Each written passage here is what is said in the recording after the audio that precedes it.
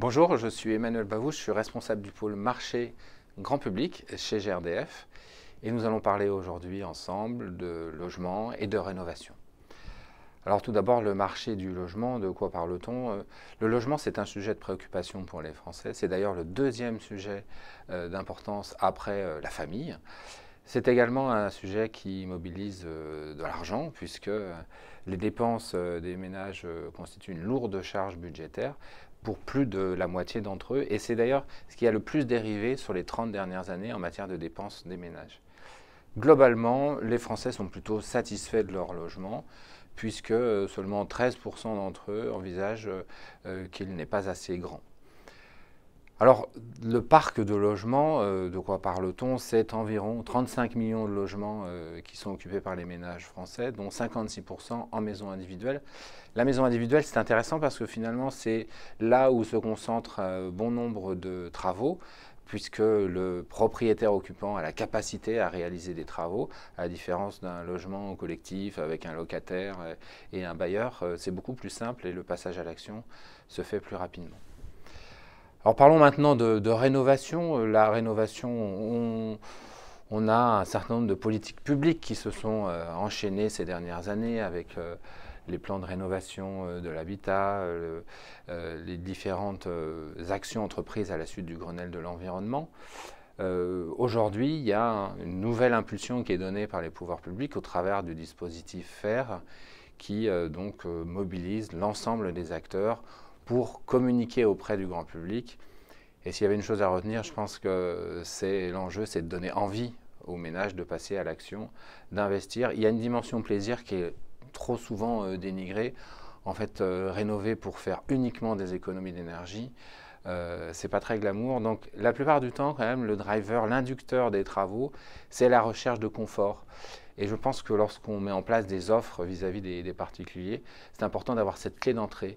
Quand on parle de confort, ça peut se traduire par le confort thermique, bien entendu, mais aussi par le gain de surface, par le gain de lumière.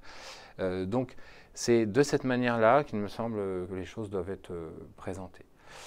Alors, il y a quand même plusieurs millions de logements qui font l'objet de rénovation, mais la rénovation, c'est quoi finalement? C'est un terme qu'on utilise dans le domaine professionnel et on y met un peu tout et n'importe quoi. En réalité, du côté des ménages, on peut commencer à avoir un acte de rénovation dans son logement dès lors que l'on fait la peinture.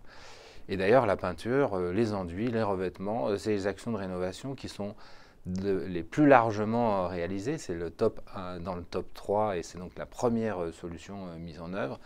Viennent ensuite les travaux sur la plomberie, les sanitaires et puis les travaux sur l'électricité. Après suivent les travaux sur le chauffage. Donc le quotidien de la rénovation, c'est de faire plusieurs actions en même temps qui bien souvent ont l'action peinture, revêtement qui est embarquée. Ce marché de la rénovation, il est conséquent en termes de montant puisque c'est près de 35 milliards d'euros qui sont investis par les ménages chaque année. Et la dépense moyenne des ménages, alors c'est une moyenne bien entendu, c'est d'environ 10 000 euros pour ces travaux de rénovation. La rénovation d'un logement, c'est un parcours. En fait, il y a assez peu de rénovations lourdes qui englobent tout ce qu'il faudrait faire en une fois pour des questions de moyens. Et la plupart du temps, ce parcours va commencer par, lorsqu'il s'agit de rénovation énergétique, un changement d'équipement, peut-être un changement de chaudière, l'isolation des combles, alors en premier, en second, suivant les besoins, suivant la vétusté des équipements en place. C'est les ménages qui choisissent leur parcours et qui choisissent l'enchaînement. On verra que suivant les solutions techniques qui sont choisies, c'est plus ou moins compliqué d'atteindre le bout de cette route. Et le bout de cette route, c'est l'horizon BBC Rénovation. C'est ce que les pouvoirs publics souhaitent à l'horizon 2050, que l'ensemble du parc existant soit à ce niveau de standard de consommation énergétique, à savoir 80 kWh d'énergie primaire par mètre carré par an, quand aujourd'hui on est plutôt à 240 kWh d'énergie primaire. Donc le chemin à parcourir est conséquent et il est important, lorsqu'on commence ce parcours de rénovation, de faire en sorte que l'on pourra aller au bout en faisant les bons choix dès le début. Quelles sont les motivations des ménages lorsqu'ils passent à l'acte? Évidemment, on a parlé de confort de l'habitation, c'est 75% d'entre eux qui ont comme premier critère celui-ci. Ensuite, il y a le remplacement d'un équipement vétuste ou défaillant à 37% d'entre eux. Puis viennent les recherches d'économie d'énergie, la réduction du montant des factures d'énergie. Donc on voit bien que le premier inducteur, c'est la recherche de confort.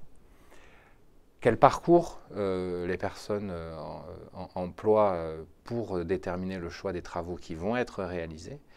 Eh bien, tout cela commence comme d'habitude avec des recherches d'informations sur Internet, dans l'entourage, dans des magasins de bricolage, et puis auprès de professionnels, mais parfois en fin de parcours de recherche.